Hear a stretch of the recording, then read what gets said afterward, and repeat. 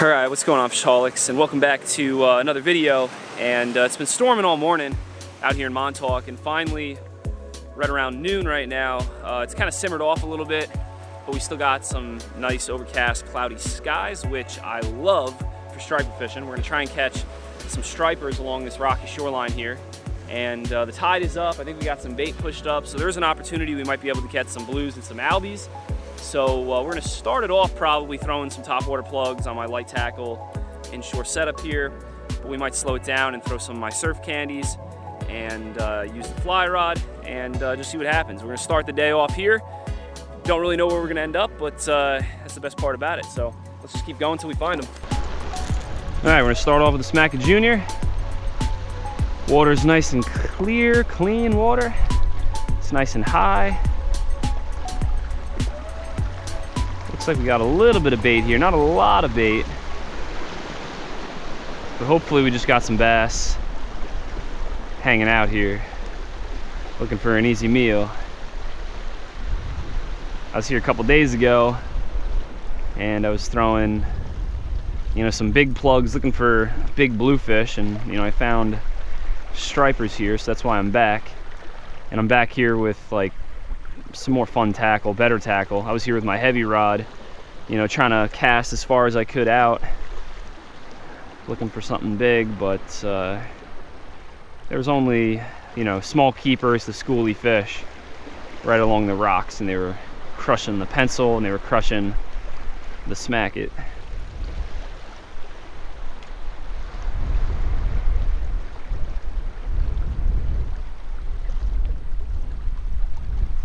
Oh, just got hit. Did you see that one? Oh gosh, they were chasing it. Oh, there's a small pack of stripers right here. That was crazy. They followed it all the way. Oh my gosh, yes! Insanity. That's what I was looking for.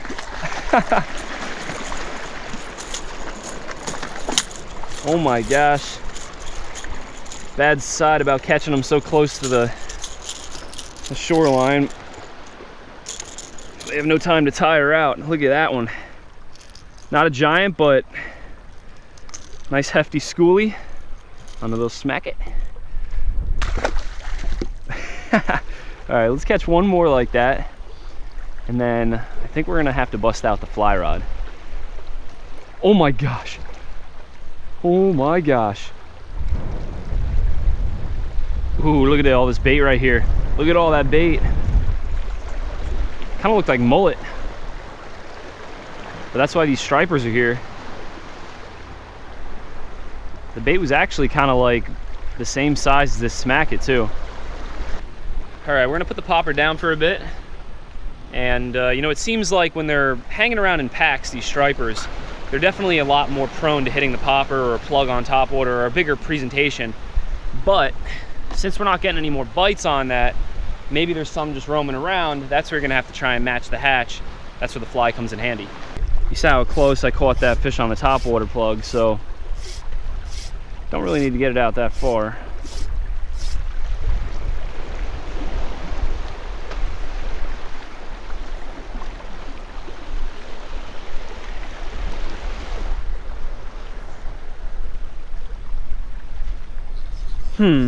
Strange, nothing on the fly. Seems like whatever fish were here kind of moved off. All right, so we're gonna move down a little bit, and I guess there was only a small pack of stripers that were there, and we got them on the Smackin It. And then I switched over to the fly thinking, if there's any stragglers, that'll probably get them, but didn't get anything. So we're gonna move down to the next little point right here and start off with the Smackin It or a topwater, and then if we feel like there's a concentration of fish, then we'll switch over to the fly.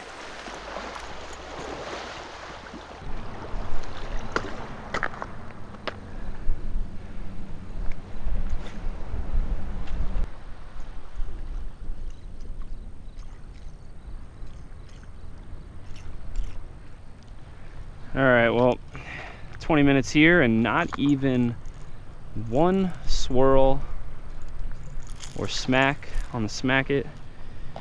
I don't know, I feel cursed.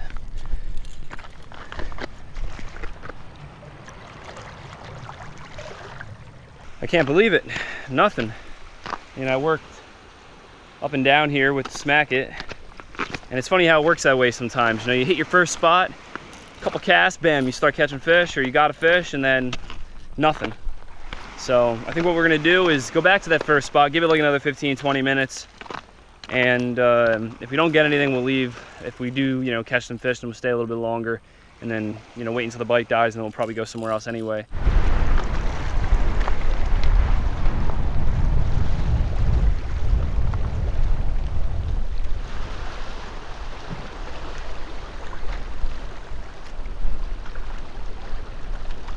Oh my gosh, did you see that one? Yeah, there's some fish on, you know, the windy side of this point. That striper went airborne. Oh, he's on it, there's one. Yeah. Just gotta find where those packs of feeding stripers are. This one's pulling pretty good for a schoolie.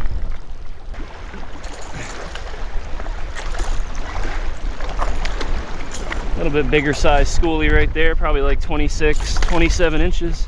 Oh, quick release, there he goes.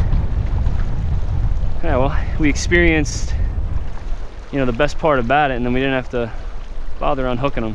When I started, I was on, you know, the calmer side over there, and then now I'm hitting the windy side over here. Oh, just had one following it right in front of me.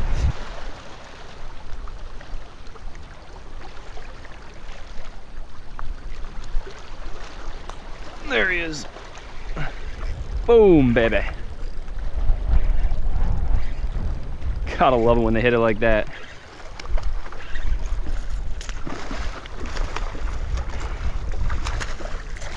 Little guy. Really fun though on this light tackle, medium heavy dark matter rod. All right, buddy. Thanks for the fun.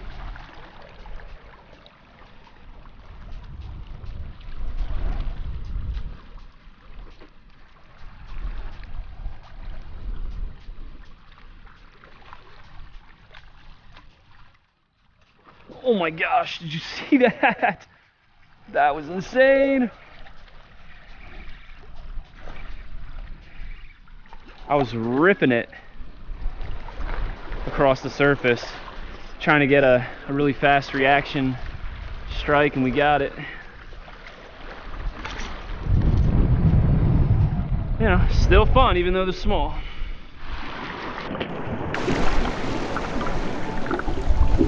Alright, so I think it's time to make a move. The bass bite is pretty much done, and you know, the tide is going out, sun is out now, and you know, if you look at this rock right here, just to get a perspective, you know, when we got here, the water was at the top of that black mark on this rock. Now it's about 2 feet down below that black mark. So, you know, the tide's lower, that's probably why the bass are probably pushing out. There's also some albies out there popping, but you know, they're not coming in, so we're gonna have to go to a spot where maybe the albies will be pushing in, or maybe some bass will still be feeding. So let's hit it.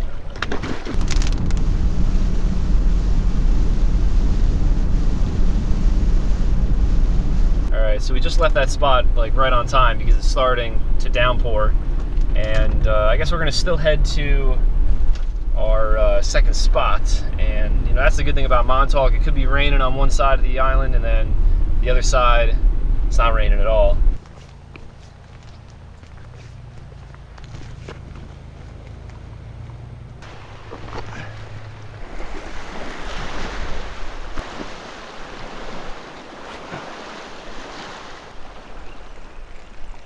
Just had one pop in range. Oh man, and I'm all the way out there, come on.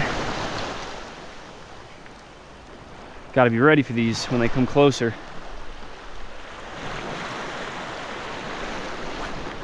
Just saw him pop in range a second time. Oh gosh. Huh. I cast it out past where they were. Come on, come on, come on, come on. Come on, how do you not see this?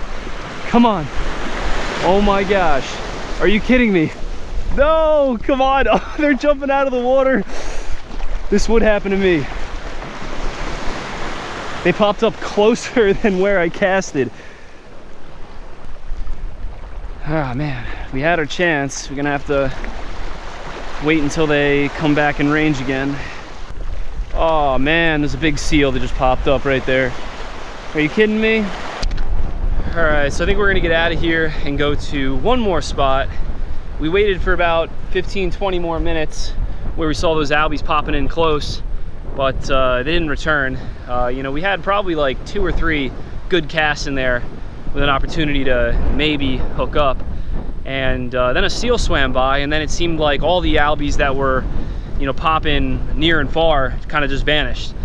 So I don't know, we'll go to one more spot and then probably call it at that. Hopefully we can get an albie or just some stripers.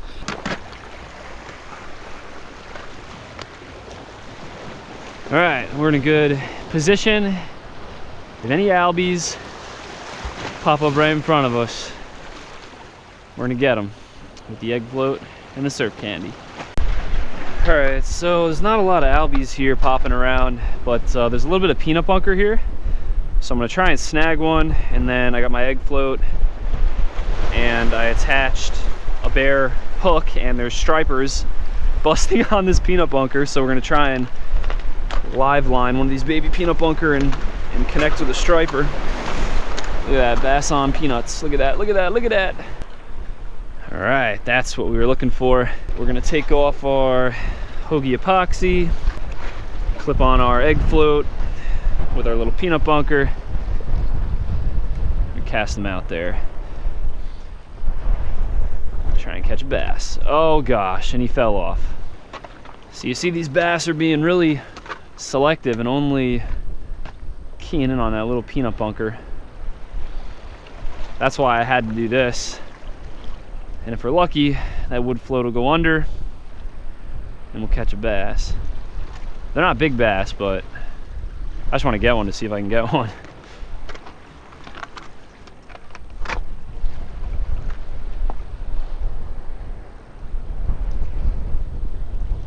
Oh, there's one. Is this a black sea bass? Oh no, it's a small striper. Yeah, that's what we wanted.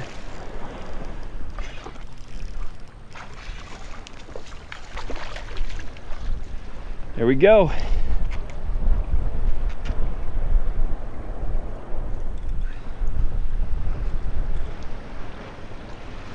Not big, but they're fun on this light tackle. Massive school of peanut bunker right here. Sorry, little buddy. Fish gotta eat and fishermen gotta fish. Oh, there's one.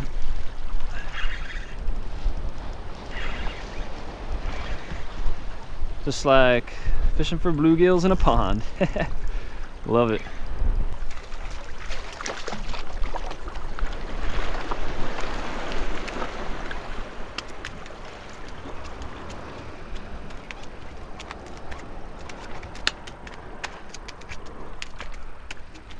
This guy just won't stop. Man. All right, take it easy. I'm gonna throw you back. Hold on. All right, I think he heard me. Nope. All right, okay, okay, okay. Okay.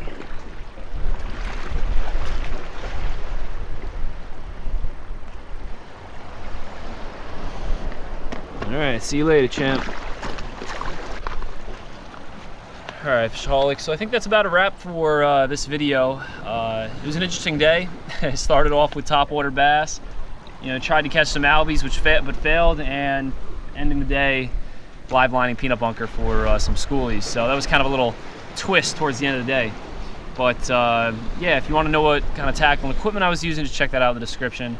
You guys know the deal. And yeah, never forget, live to fish, fish to live, and I'll see you guys in the next one.